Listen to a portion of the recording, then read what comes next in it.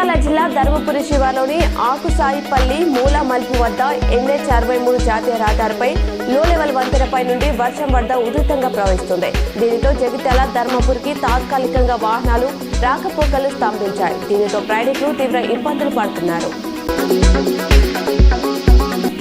తాను జీవితమంతా సంపాదించిన డబ్బులు ఓ వ్యక్తికి అప్పు ఇస్తే తిరిగి ఇవ్వడం లేదని, తనకు అప్పు ఇచ్చిన వ్యక్తులు ఇబ్బంది పెడుతున్నారని, తన చావుకు హరీష్ అనే వ్యక్తి కారణమని ఆరోపిస్తూ సెల్ఫీ వీడియో తీసి గత 15 రోజుల క్రితం గడ్డి మందు తాగి ఆత్మహత్యత్నం చేసిన వ్యక్తి చికిత్స పొందుతూ మృతి చెందిన ఘటన కరీంనగర్ జిల్లాలో చోటు చేసుకుంది.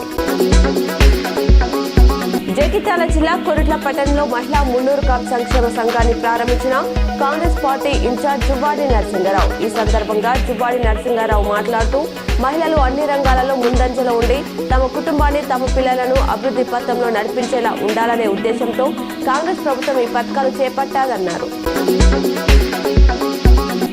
శ్రావణ మాసం కృష్ణాష్టమి సందర్భంగా వేములవాడ శ్రీ రాజరాజేశ్వర స్వామి దేవస్థానంలో ప్రత్యేక పూజలు, శ్రీ స్వామివారికి మహాన్యాస పూర్వక ఏకాదశ రుద్రాభిషేకం, శ్రీకృష్ణుడి లక్ష్మీ అనంత పద్మనాభ స్వామి, సీతారామచంద్ర స్వామి వారికి ప్రత్యేక పూజలు నిర్వహించారు. సాయంత్రం అద్దాల మండపంలో ఉట్లు కొట్టే కార్యక్రమం నిర్వహించనున్నారు.